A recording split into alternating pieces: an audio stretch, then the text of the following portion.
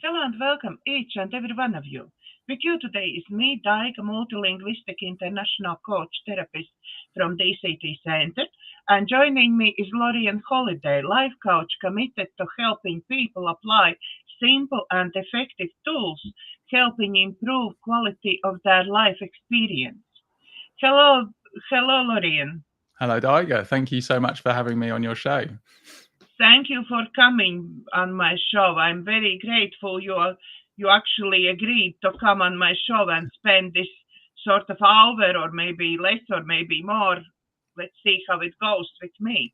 Sure. Uh, what usually my very first question to every single person I'm chatting with is how you get where you are now. You are coach, you are working with people, you're changing their lives. How you get there? Yeah, sure. Thank you. I wish I had something super inspirational to share, but actually, I think my story is quite ordinary. I spent about 20 years working in financial services, and I was successful enough, but I was really just thoroughly miserable. And the prospect of spending another sort of 20 or even possibly 30 years in that environment was too much to bear. And so I basically pushed myself out of the door to do something else. And at that time, I trained to be a personal trainer. So I trained to be a personal trainer whilst I was still within financial services, and then I was lucky enough to be made redundant at an appropriate time when I was ready to start. And so I started as a personal trainer, but I imagined that I'd be helping people, get ready for wedding dresses and beach holidays, but that was nothing could be further from the truth. I ended up working with a local physiotherapy company, and they used me to support a number of their elderly clients who didn't need the specific skills of a physiotherapist, but just needed someone sensible to do some quality of life exercise with them. So I spent a number of years working in care homes and in people's homes, working with people right up until the end of life. Some of my clients I was with until sort of a day before they passed. And it really sort of opened my eyes to compassion and to connecting with people in a really fundamentally meaningful way. And I found it incredibly rewarding and interesting talking to their lives and helping them, as I say, with quality of life stuff. So this is just, sometimes I was just helping them move in their beds. It was, really simple stuff conceptually, right? And just seeing how appreciative they were of such seemingly a simple thing just also blew me away. That the comments I get is "you're so kind to me," and it just blew me away that people wouldn't be kind to them in those circumstances, right? And that it would be a strange thing that someone would be simply kind to them. And so having spent some time doing that really opened my eyes to the psychology of it, and actually the barriers to physical exercise and well-being are less a knowledge barrier and more a psychological factor. So it's not difficult to find out how to do push-ups or how to start a running program. That's not difficult for most people. That information is readily available. So I became more interested in what it is that's stopping people wanting to invest in themselves. And so that led me to human behavior and psychology. And that got me really invested in the life coaching and psychotherapy pathway. So I studied neurolinguistic programming. I've just recently completed a qualification in cognitive behavioral therapy. I'm very interested in breath work as well. And mindfulness is another one of my sort of go-to pillars. I also studied with Tony Robbins' School of Life Coaching as well, which is a very sort of powerful and transformational approach for dealing with your mental landscape. So I think that's it in a nutshell. So there wasn't a noble origin. I was just miserable as hell, and I was making other people's lives around me miserable because I was unhappy. And I say, the prospect of doing that for another 20 or 30 years was more than I could bear. So I thought, let's see what happens. And just simply taking that unknown leap really just led to so many new doors opening up that it's really quite, I never could have predicted 4 or 5 years ago that this is the point that I would be at now. So I think neither of us are. If you tell me about a year ago I will be doing YouTube shows on regular basis, I will tell you are crazy. Because that wasn't on my cards whatsoever. Never even planned something like that. Yeah. Yes, I do coaching. I'm doing psychotherapy, hypnotherapy, all those therapies, and I'm working with clients. But I put occasional advert up for myself. Yes, okay, because on the end of the day, you do need advertise to get clients in. But this calling that I will be doing this shows, no way. That wasn't my idea of lifestyle whatsoever. Yeah, and it's quite a commitment. I mean, I've done a bit of podcasting, a little bit, and it's hard work because you've got to edit it and stuff, and prepare the shows, and obviously find your guests and research your guests and all that stuff. So it's not find guests, and thank God people like you is okay. I come on your show, yeah.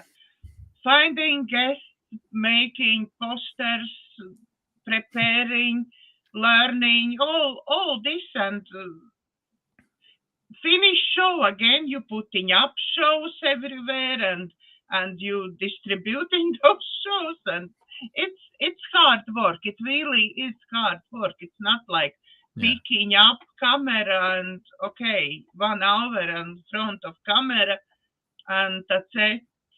People don't even realize how many each of those people who are doing regular shows putting in.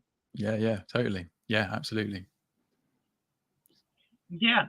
Okay. We today, as far as I understand from you, you want to speak about 5 pillars. Can you explain those pillars and how you get to this realization of these 5 pillars? Yeah, absolutely. Yeah. So, I mean, I'm passionate about helping people find practical tools that everyone can access. So there's no sort of dark art to anything that I teach. There's no secrets. I get so frustrated by this notion of secrets. The only secret is often the fact that you've got to put some work in, which is the difficult part, which we discussed before this show started. Yeah. But yeah, so through my journey and through my studies and all the wonderful people I've encountered, I've sort of identified 5 themes that we all have access to some degree or another.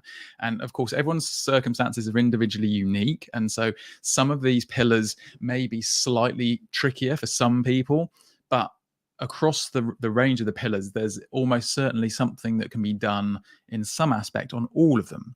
And they can be done for free. You don't have to pay any money, or not buying regular potions or lotions. You're not signing up to subscriptions. You don't need a gym membership, all these sorts of things, right? These are things that we can essentially do within the comfort of our own homes, pretty much regardless of what our lifestyle is. So that's 5 pillars of well-being. And the 5 pillars that I work with, I recommend, are breath work, nutrition, physical strength, mental resilience, and sleep. So there's nothing probably very radical in that mix, right? But these are all areas of our life that we could do some investment to, that could really make a significant difference to the quality of our experience.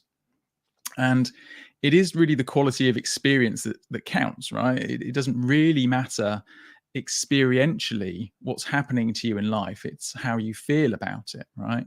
So it really is sort of doing things that improve your mental landscape, is the term I like to bandy around, to help us deal with the challenges of life. Because I mean, the world will try and make you feel rubbish for free. And this is a very sort of existentialist philosophy, right? But there's enough challenge in the world, right, organically around us. We're getting old. We got the risk of sickness, and we got the risk of not having enough money and war in certain parts of the world, and recession and economy and all these things, right? So there's so many sort of pressures, and then global warming and all these sorts of things. There is an endless supply of threats to our well-being conceptually, that it's very difficult for us to feel okay consistently, right? You forget another one. Main TV and radio stations. Yeah, I mean, yes. I mean, yes, we're surrounded by a 24-hour sort of media cycle, right? And these are businesses that need to make money, are trying to make money. And sadly, the best way of making money is to get people's attention with dramatic, terrifying, bad news, right? So they're always going to tell you the worst of all things in the world. And so, this can easily make it feel like there's not a lot of hope out there. So all these things weigh on your mind, and if you have a sort of a predisposition towards a slightly sort of neurotic personality, if you're higher on the anxiety scale, then that's going to be even harder for you. So so there's a lot out there. So by helping improve your breathing, because people think that breathing is simple and it should be, but actually a lot of us aren't breathing very efficiently, and I'm happy to discuss some suggestions if there's time on this program. There definitely is time on this. I just about breathing, I want to say, I think people, I know about myself, when I breathe, I just breathe to live. More or less, you move about, you take breath, shallow breath in, and just to be able to go on with your day. And I find huge difference when I'm riding bike. It's huge difference how your breathing changes and how deeply you actually breathe when you ride bike. Yeah. I mean, yes, using the body transforms, the breath in that context. Absolutely. And you're right. And people don't really think about how they're breathing. It's something that's very much an automatic pilot thing, right? We completely, like our thoughts, and, they're automatic pilot for most of us most of the time. We're not looking at them critically. We're not challenging them. We just kind of get lost to the movie theater of our mind. But most people are actually breathing too much, believe it or not, right? We overbreathe, and we're shallow breathing, as you say. And people tend to breathe, particularly when they're stressed, and there may be reasons for people to feel stressed at the moment, right? Then you tend to breathe through the mouth. And when you mouth breathe, you are creating a physiological stress response. So the body thinks that it's stressed because of the way you're breathing. So by encouraging people simply to breathe less, not to the point of discomfort, right? So you're not inducing stress, but actually slowing the breath, take slower breaths is one of the key things. And you'll probably find that naturally you take a slightly deeper breath, but you don't need to overly exaggerate it, but actually just slowing the breath down and breathing through the nose, focusing on the breath at the nose. And it can have such a powerful transformative effect on your experience of stress, anxiety, and even anger.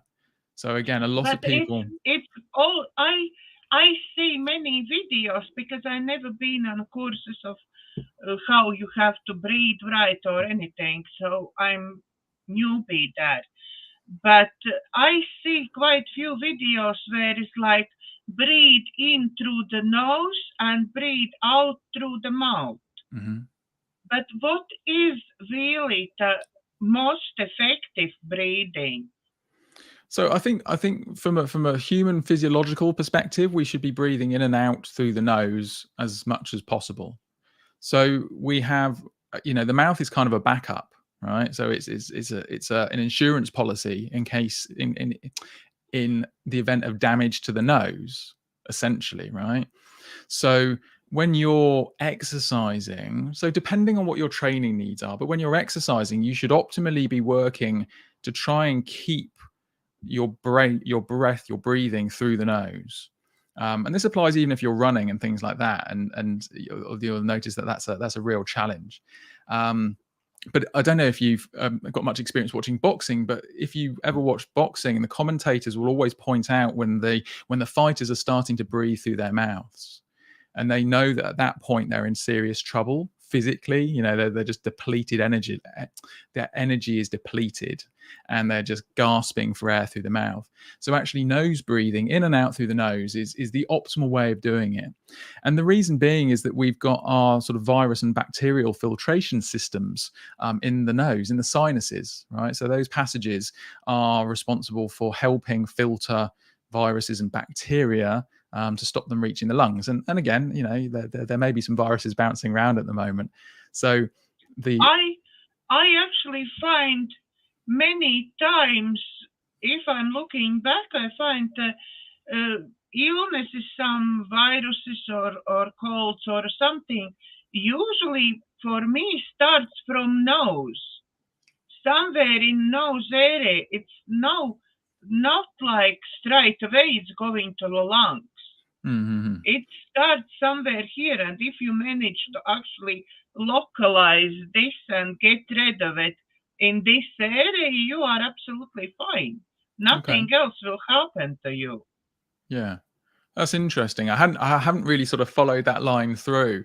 But yeah, I mean, I guess yes. At the end of the day, if you can stop, you know, the bacteria, the virus, you know, entering the body, then odds are improved for you.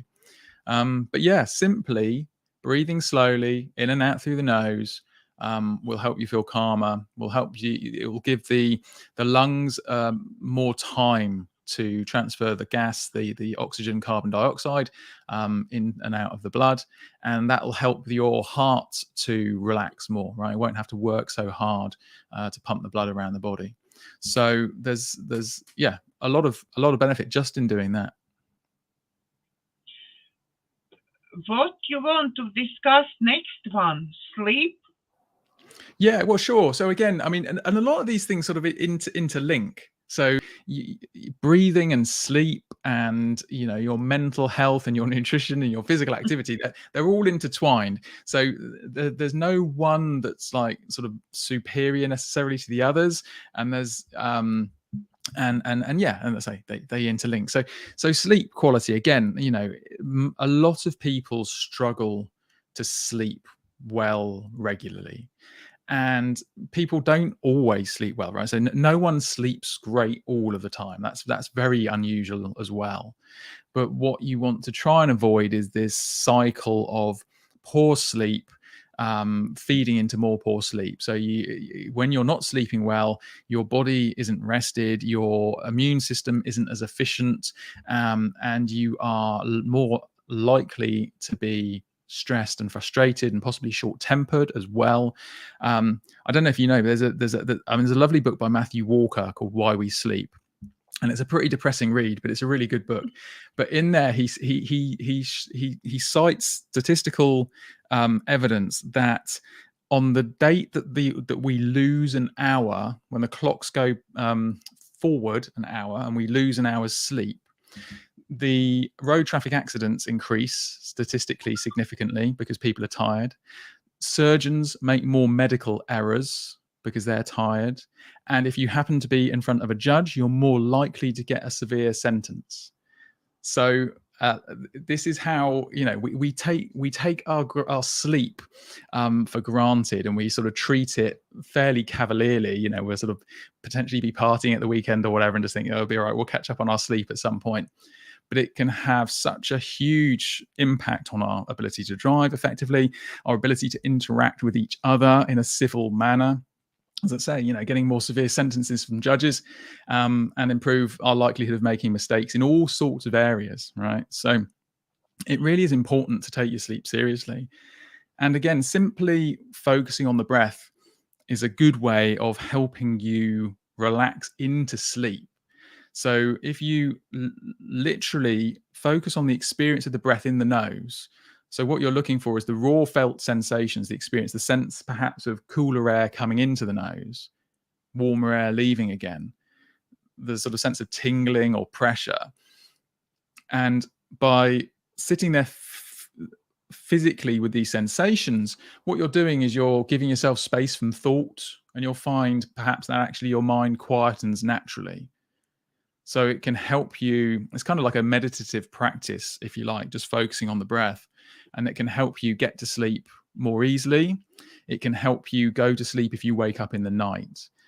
Because a lot of times when people get into bed, what happens is their mind kicks in, right? So they think that they've stopped, unless they're exhausted, and they might be exhausted, but the mind just goes off. What have I got to do tomorrow? What went wrong today?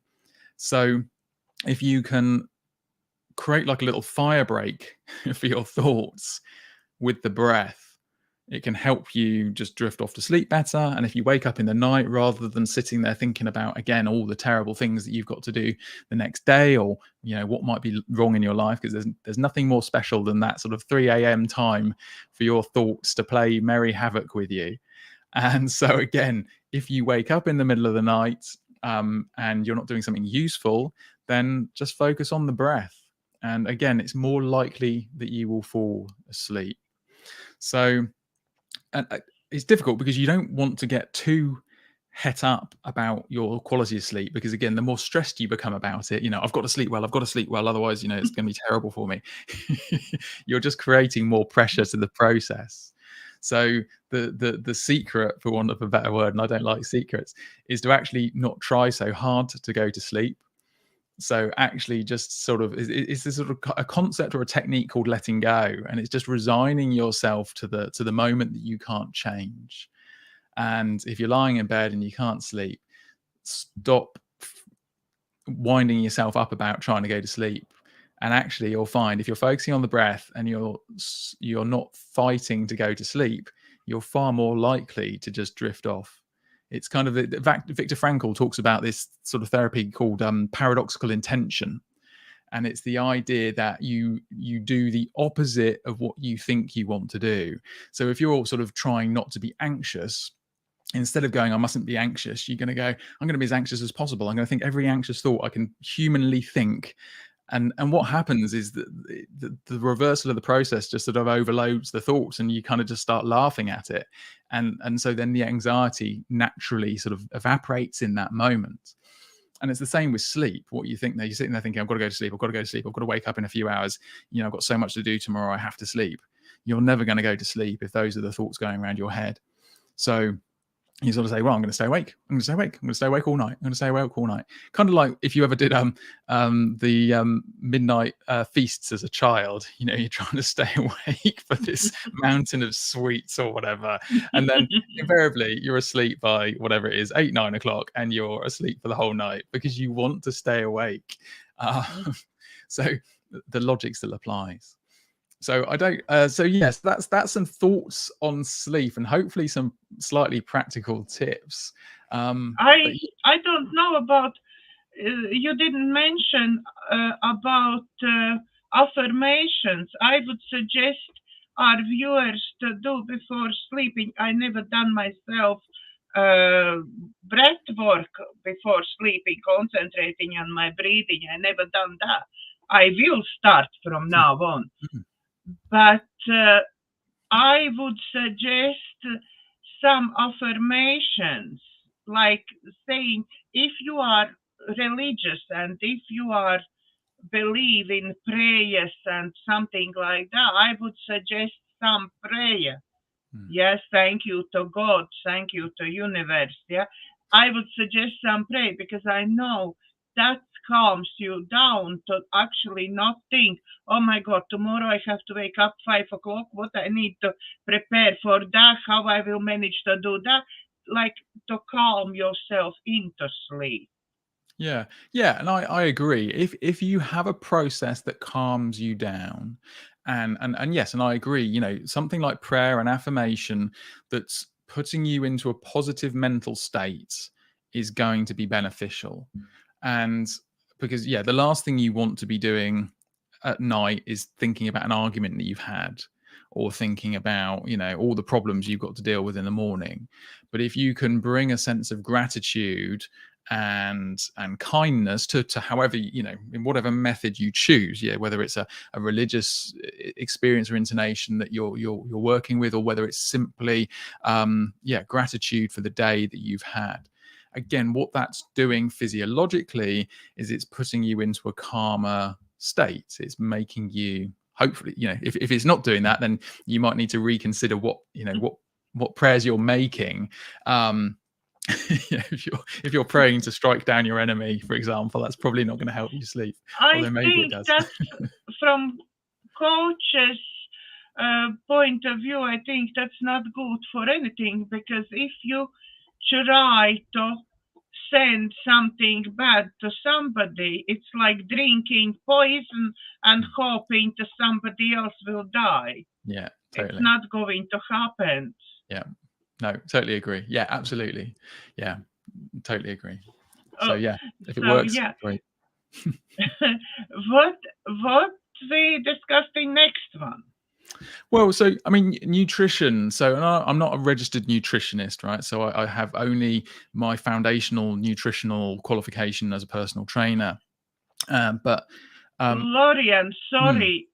I will want to tell everybody, and it is in description below video as well, that we are not some sort of professionals who want to give you some extreme advice and you have to follow our advice. None of that.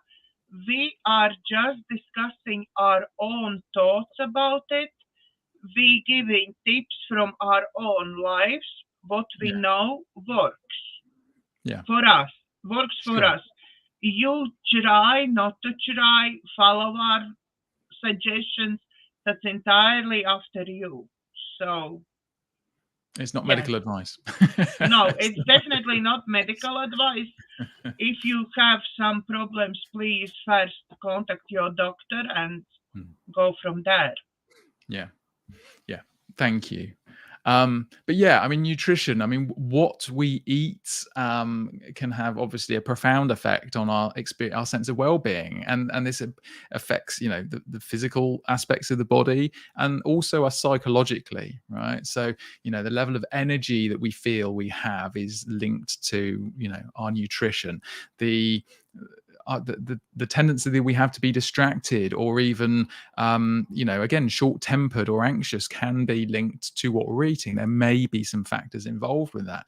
So I encourage people, and again, I don't think there's any dark art to nutrition. The problem is there's lots of conflicting information. There are lots of different types of diet that people can try and experiment with, and everyone's got a new diet book out there and telling you this is the wonder solution. But I think, you know, broadly speaking, people, I think, are on board with the fact that eating more fruit and vegetables is probably a good thing, and not eating too much is a pretty good thing. And just sort of watching the amount of sugar that you're consuming and things like that. So I like to suggest that people pay more attention to the experience of the body when they eat something. So actually, how do you feel after you've eaten that? Right? So after whatever meal it is, or a chocolate bar or anything, right? How do you actually feel? And this is a sort of very mindfulness approach, but you know, what's going on in the body? How does the belly feel? What do your energy levels feel like? Are you suddenly feeling energetic and enthusiastic and then crashing down and feeling sleepy 20 minutes later? If so, then maybe that food's not optimal for you, maybe, right? Equally, you know, if you just feel overly heavy, overly full, then again, maybe you need to, you know, rethink about either the volume that you're eating or what you're eating, again, because maybe that sort of combination of food, for whatever reason, isn't working for you. So it's just sort of being detective to what's going on. But again, you know, thinking about eating a balanced, sensible meal plan and trying to make sure you've got enough fruit and vegetables in there, make sure that you're not overeating, make sure that you're not having too much refined sugars and all that good stuff, as much as we want to eat it because it's super tasty, hyper palatable, right? You know, we're attracted to it. But it's simple, it's not easy, because, you know, we're all drawn to wanting to eat these things by and large, right? But actually, if we can eat less of those things that we know aren't great for us, right? No one thinks that a chocolate bar is a great solution for health and well-being, right? It doesn't mean you don't want to eat it from time to time, but it doesn't want to be your go-to choice to get you through the day, which oftentimes, it's a psychological battle, right? It's a prop for us. So again, we can all do something about our nutritional choices to a greater or lesser extent, right? And some of us have got allergies and intolerances, and that makes things trickier, right? I mean, my wife's got a gluten and wheat intolerance, and so we home cook, virtually everything, because it becomes very difficult to buy shop foods in those sort of contexts, right? So it makes us be more creative. But again, we cook virtually everything from scratch, from raw ingredients as best we can. So it's worth thinking about those sorts of things. So nutrition. So breath work, sleep, nutrition. Should we talk about strength next, unless you've got any questions on nutrition? What would you say is the best for your diet, for your food? What do you think, by your opinion, is the best really for your health and nutrition wise? I think it's difficult, because I'm doing some work with a colleague at the moment, a lady called Michelle Irving, and she's very into the gut microbiome. So, and she might be someone you'd like to talk to, maybe in one of your future. After show we will chat about all this. Yeah, sure. So it's what works for your microbiome, and you can. So, and again, the research on the microbiome is really fascinating. It's this little ecosystem that lives within us, and it has almost as many cells as we do. Also, it's pretty dramatic. A huge amount of cells, the microbes and the microbiome, and again, it has a massive effect on your mental and physical well-being. So the food that you eat needs to nourish a healthy microbiome, in order for you to be healthy and optimally well. And so in terms of what to eat, typically I understand that the recommendation is to eat a broad range of foods. So try not to just eat the same thing all the time, or the same foodstuffs all the time. So try and get a really good range of fruit and vegetables, preferably seasonal. Again, in an ideal world, it's challenging. Supermarkets obviously have things all year round, and it's very difficult to actually find sort of truly seasonal stuff sometimes in particularly where people are shopping. So but I would say a wider range of whole foods, right? So fruits and vegetables, and cooking your food from scratch if possible, rather than buying ready meals, and obviously avoiding takeaways where possible, but not all the time. You don't have to be a monk about it. You just gotta it's just trying to make, again, these are all things that people can make incrementally, right? None of this is a cold turkey approach. It's just starting to make some sensible steps and seeing what happens. What you thinking about nowadays is very popular, go vegan? Mm-hmm.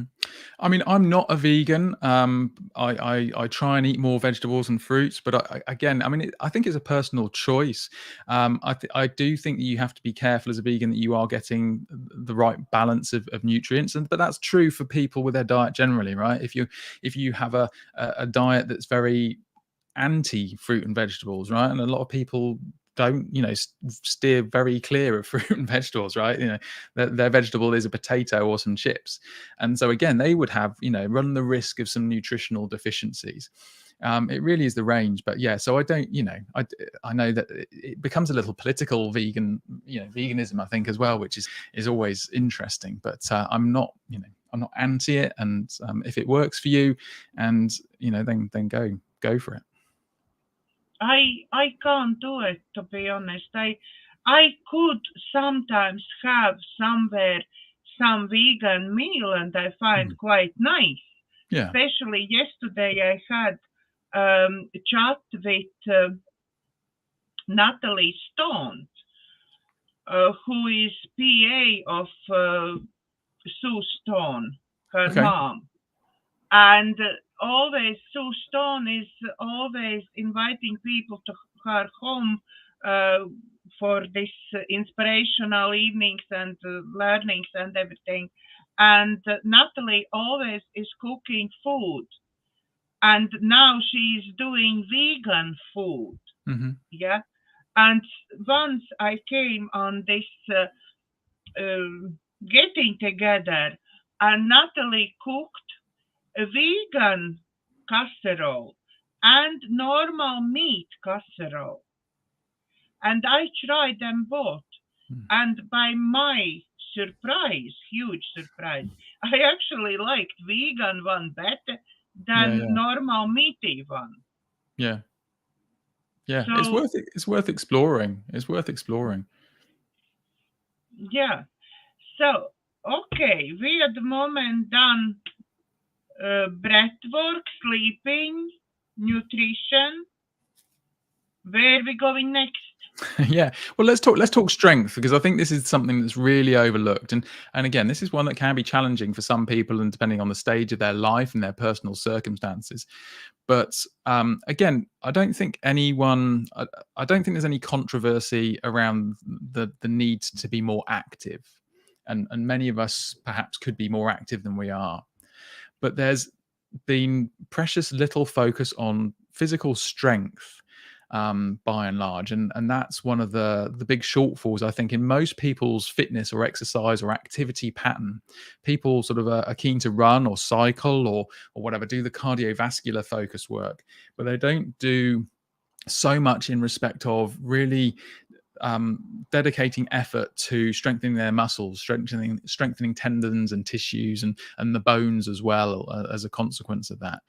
And working with the elderly demographic that I have done for the last 4 years or so, it's really apparent that the challenges of frailty in particular, right? And if you don't keep working on your strength, then you're far more higher risk of becoming clinically frail, which is a bad place to be. You're more likely to fall over, you're more likely to succumb to illnesses, you're more likely to break bones when you fall over. And I say when you fall over because everyone falls over. Gravity ensures that, right?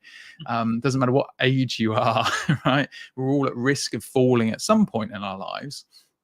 And the older we become, more than others. Some more than others, yeah, exactly, yeah.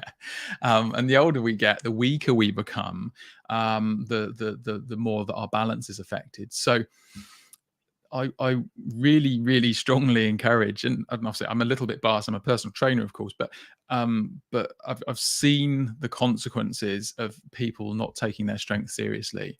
And all of a sudden, it starts with simple things, right? Like, you're trying to play football with your kids or your grandkids, and suddenly it's really difficult.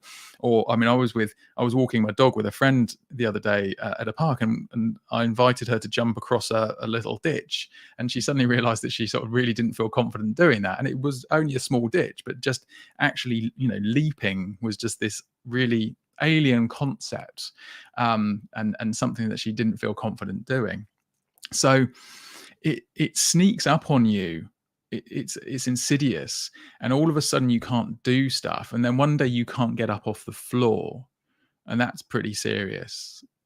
So it's I liken all of this to sort of a pension or an investment.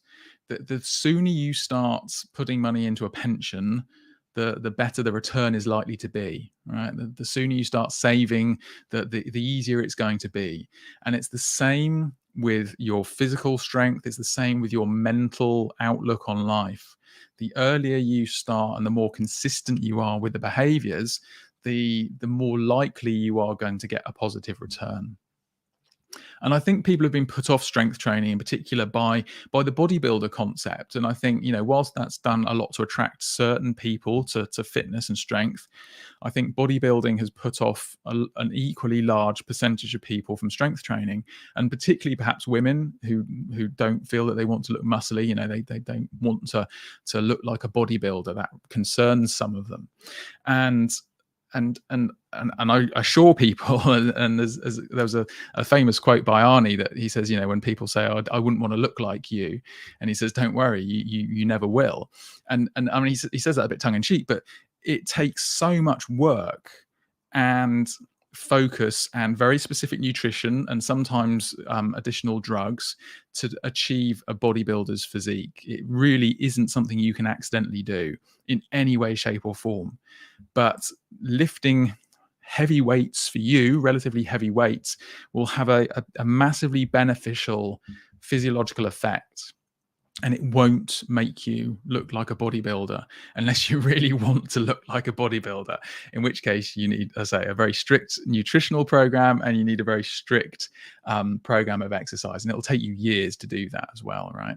So you can't accidentally stop fitting in your shirt because you've pressed too many weights. But people seem to be scared of lifting weights, and I think also there's the sort of horror stories of people like injuring their backs and things, but that's because they're not lifting responsibly and they're not maybe being shown, appropriate techniques for them, and they're trying to lift too heavy too soon. But yeah, strength work is really, really important, especially as we get older. It's super important. Before we start our show, we talk about you don't need really spend lots of money on going to some gyms and so on. You just need to do something yourself. What somebody, let's say, okay, I'm middle-aged, probably more than middle-aged woman now, but what I could do to actually start build my strength if I haven't done much before? Yeah, sure. So, I mean, if you have the shoulder mobility, it's picking something up that's relatively heavy, because it's all relative. It's also, relative to you, and pressing it overhead. So, and then putting it down on the floor again. So you pick up something relatively heavy from the floor and you press it overhead. It's one of the most fundamentally human movements, right? Picking something down, lifting it up, as if you're lifting something up onto a heavy shelf, a high shelf, right? But what about back in that perspective? I know when I'm picking up shopping bag from floor. Okay, I'm picking up quite heavy shopping bags. I still have strength in my arms. I can do it. But I think at that point, if I have to pick up and move upwards, I think at that moment probably my back will say, no, I don't want to do that. Yeah, absolutely. So you can always pick up more off the floor than you can press overhead, right? And that's again, that's a human absolute, right? So, and you see it in strong men competition, strong women competition. They pick up ridiculous weights off the floor, and I mean they press overhead ridiculous weights too, but they're a much smaller weight. So what I invite people to do is you can do it with a bag for life. So your shopping bags, as long as they're strong, bag for life, a robust bag, double layer the bag if you want to, or something like a watering can, something that you can fill slowly, right, to increase the weight. So with your bag for life, you can start with a bag of sugar or a couple of cans of beans, and can you pick that up and press that overhead, right? And if the answer is yes, and that's easy, then you can put some more cans of beans in it, or some more water in your watering can. And what you're doing is you create a weight that you can do that press safely and without any back pain for 10 to 15 repetitions. So you don't want to just do it once. You want to sort of be building up a number of repetitions that, again, you can do safely and in a controlled manner. So start light because you haven't done it before. And again, now we will another time remind everybody to please, about any physical activity, go contact your doctor. If you're not sure what you're doing, please contact your doctor and find his advice. So we are not telling you have to do it and straight away go to your shopping bag and start picking up. Please not. Yeah, I mean, this is something you can explore if you choose to, right? But yeah, I mean, I would always recommend that you find, if you're unsure about exercise, that you find someone to show you and look at your, you know, your specific needs, right? Because particularly if you've got a history of back problems or shoulder problems, right? So this isn't a one shop fits all. But you know, assuming you are of relatively, you know, able body, and you're currently relatively active, then doing this sort of thing is likely to be absolutely fine for you. But this is again why you start light. So start with a single can of beans just to see what happens, right? And you know, if that's easy and there's no pain, then you can gently start increasing.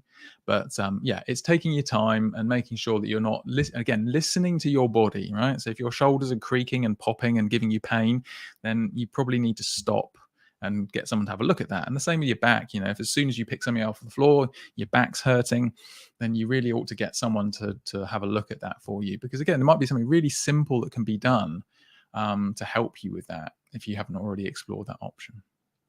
I find I build like waist muscles, yeah, around tummy muscles. I managed to build when I done, like, you know, lying in a bed and picking up legs and arms at the same time. Yeah, like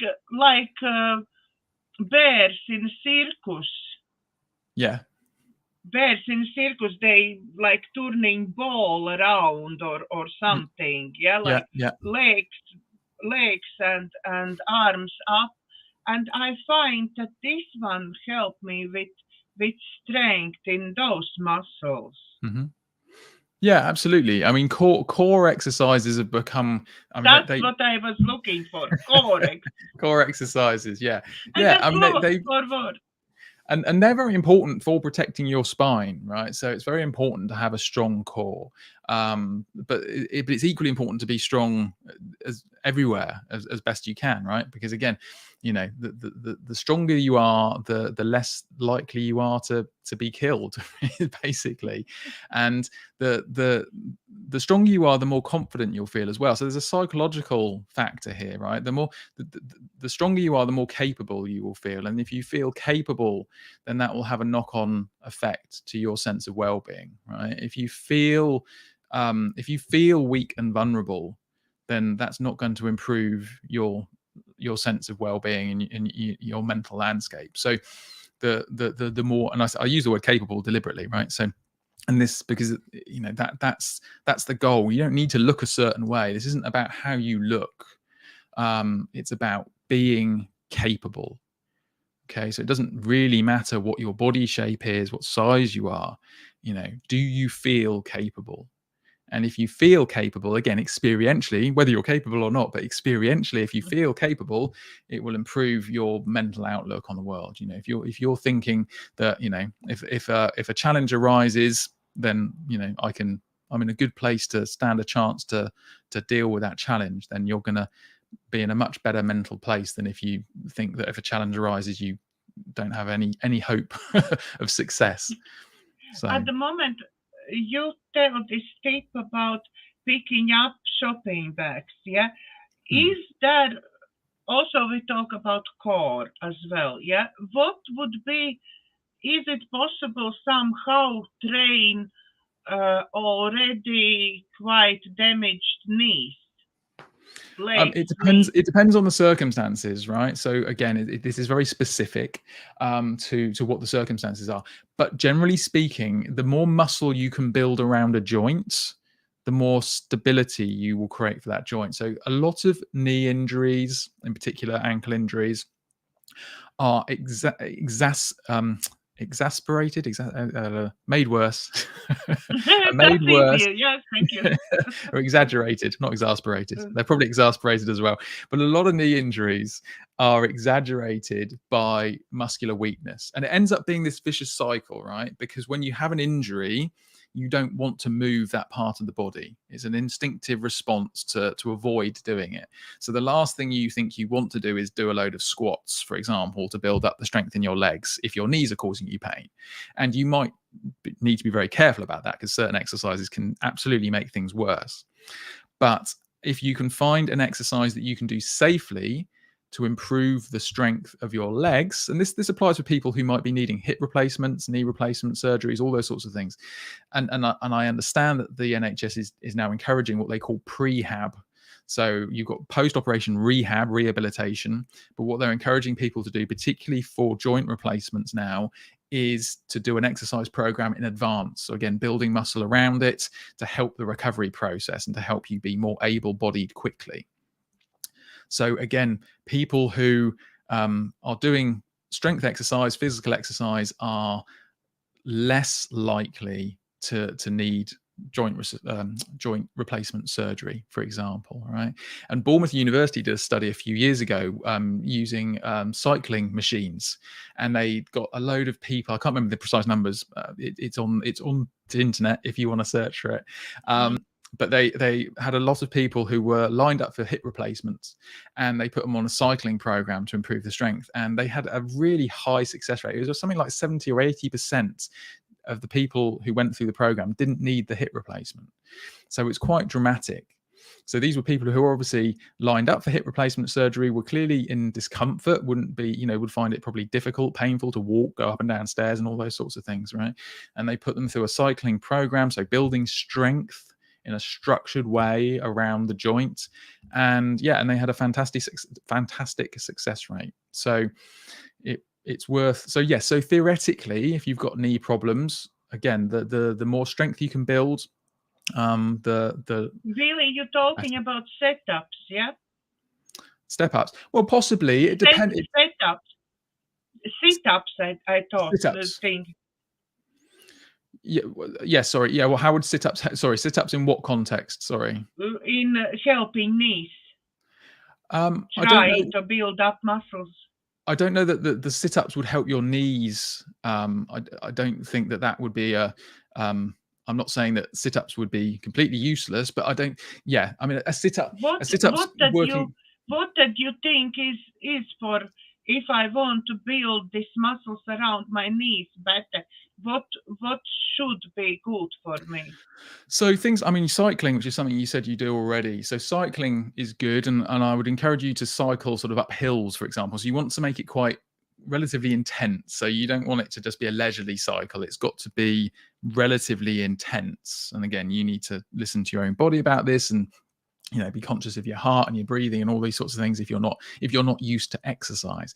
But step ups, which I thought is what you said when you said sit ups, but actually step up. So going up and down a step or two steps, stepping up deliberately and under control, and then back down again, because you've got the handrails there potentially to support you as well, to take some of the load if necessary. And you can see what happens there. But again, you've got to listen to your knees, right? So if doing that step up movement causes they won't be happy. They're not very happy. I already hear my knees now. We're not going to be happy. I'd stick with the cycling. But what I would invite you to consider is cycling a bit more vigorously, perhaps, or like pushing yourself, like to get up hills if you're not already, because it's that resistance. Try not heels, most definitely not heels, because I have quite old style bicycle. Right, okay. So I cannot put electric speed up and I'm up there. No. So even going some slope is giving me that I have to quite work hard for it. Sure. So yeah. I mean, well, I that sounds good, and I would keep that going. And I'm happy to discuss afterwards if there's something more specific that we can do for your precise circumstances. Yeah. No. But conceptually, yes. Building strength around a joint will help improve the functionality of the joint and will help reduce pain.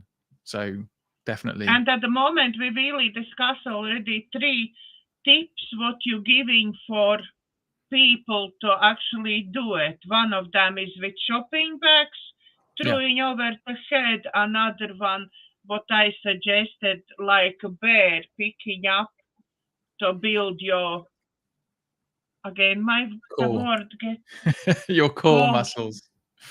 Yeah. it's something happened with me. I will tell you after show. I cannot speak. Last 2-3 days, I can't speak. I lost 4 words. I don't know why, but that's happening. So we give people 2 of those, and now we discussed about me. So we give really people 3 tips what they can do to start slowly building up all their muscles around and build up their strength. Yeah. And I think the key thing Now, is sorry. no, I want to say now we want to move to emotional Yeah. resilience. Emotional resilience. And I think resilience is key because the world is a complicated place, and our life is complicated and has changing things that happen to us. And it's important not to just be chasing happiness, because that's always going to be elusive or temporary, right? So the key thing is to build a sense of equanimity. So I teach mindfulness, and I use a lot of mindfulness in my coaching. And mindfulness is about separating yourself from the noise of your thoughts, really fundamentally. So you realize that you're not just your thoughts, that actually, your thoughts may not be true, and your thoughts might not be very helpful, and they might be a movie that you choose not to watch. So mental resilience, mental flexibility is crucial to our sense of experience. And that's really, the important thing, how we feel about our lives and how we feel about our interactions with others.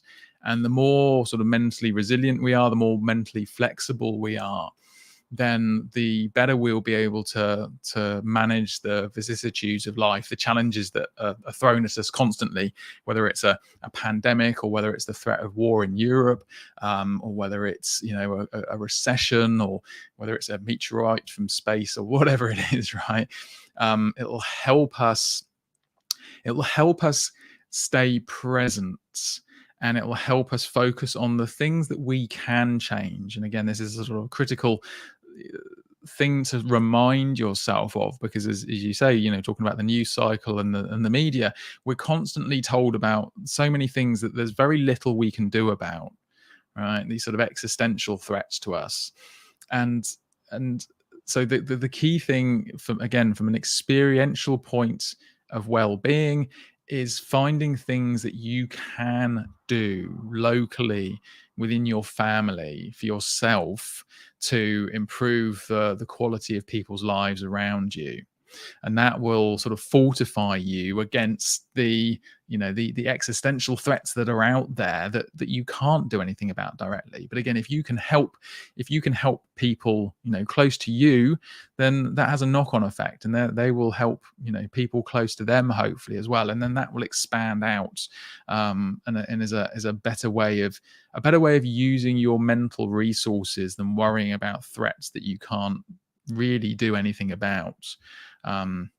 So I encourage mindfulness as a practice, and again, finding the right sort of mindfulness for you, because there's lots of different flavors of mindfulness and meditation, if you like. And some people do mindfulness through yoga practice, some people do mindfulness through breath work. I was talking to one of my longtime friends and we were talking about mindfulness through ultramarathon running. He started doing ultramarathon running because he's a lunatic. But he recently completed a 64-mile race, no less. Oh and my God. But I never understood those people who are doing every year those London marathons, and I never ever understand them. It's sorry, but I cannot imagine myself doing something like that. Yeah. Well, yeah, and you don't have to, right? And some people really enjoy those things, and clearly my friend does. He's one of the people who really enjoys it. But yeah, I'm not a big runner at all. I don't run very rarely. Only if I have to escape somewhere. I So last time run at school when we have to run 300 meters or something. We had to run. I think that's the most I've done, and thank you very much. It's not for me. No, but he was talking about basically getting into a very meditative state. So while he was running, he'd been running for so long that he became acutely aware of the discomfort in his legs from the constant running, and his relationship with that experience of pain. And that's a very mindful approach, that awareness of it and the awareness of how it's changing, and the awareness of the fact that he thought and was afraid that it would get worse. But when he actually sat with it, he discovered that it just stayed the same and it didn't get any worse. So, I mean, it sort of peaked at about mile 20, I think he said. And at which point he had another sort of three times that, double that distance again to go. And so obviously he was concerned that things might get worse, but he realized actually that it wasn't getting worse, and that it plateaued basically.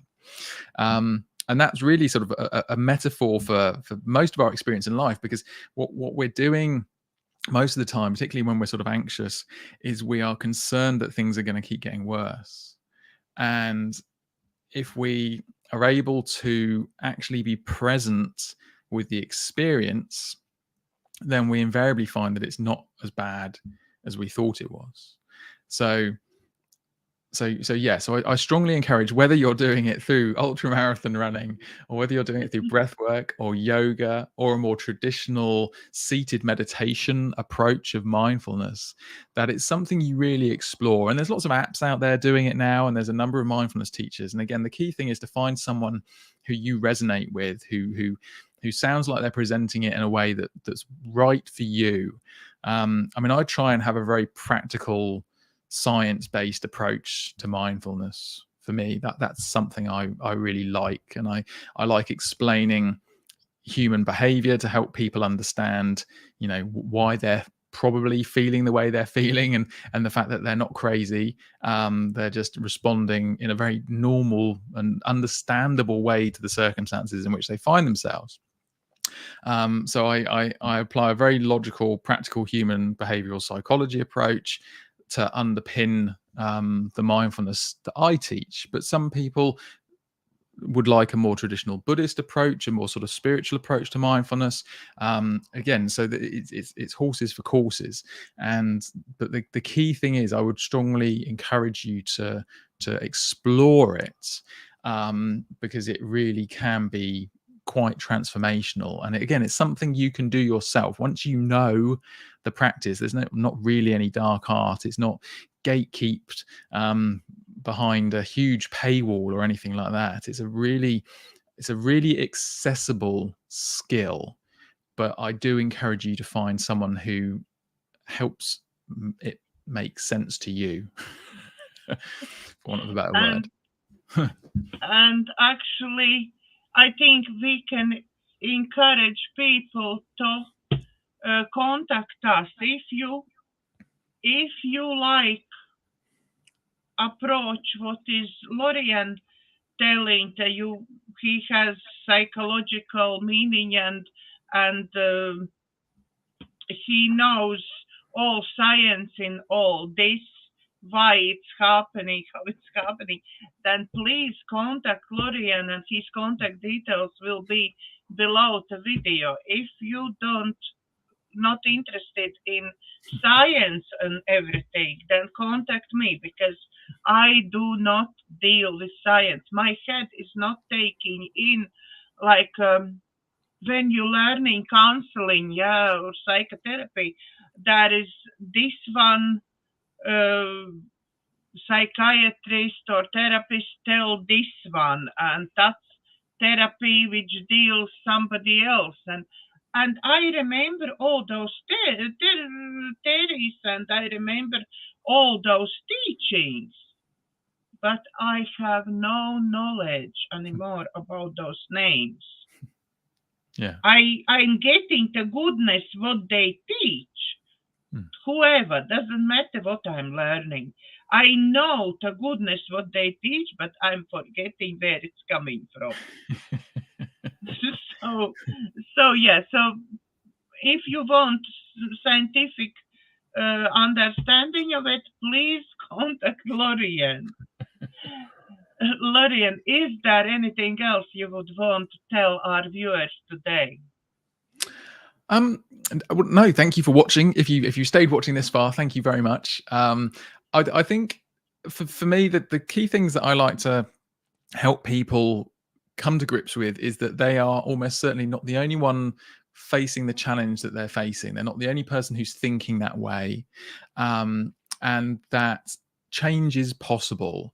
And I think those are two things: is that you are not alone with whatever you're thinking. One of the favorite comments I get from my clients or people when I'm doing my social media is, "I thought that was just me." Because they sort of realize that actually, it's not just them at all. It's not just the demons in their head, the inner voices, the challenges they're facing. It's a very human, a challenge that so many of us face, and that there might be a better way of approaching it that could help them. So yeah, it's not just you, and that change is possible, I think. I think change is definitely possible, and as I had a show week ago, I had show with one guy who actually is in his 70s and just now is completely changed. In 74, he changed his life. Nice. Yeah. So, nice. And now he teaches others to change their lives and supporting others. So doesn't matter how old you are able to change. Only you need to want this. Yeah, if you definitely. want badly enough, you will be able to change. Yeah. So definitely. Thank you everybody for watching. If you like my video, please share and subscribe to my YouTube channel. And from our hearts to yours, thank you for watching and God bless.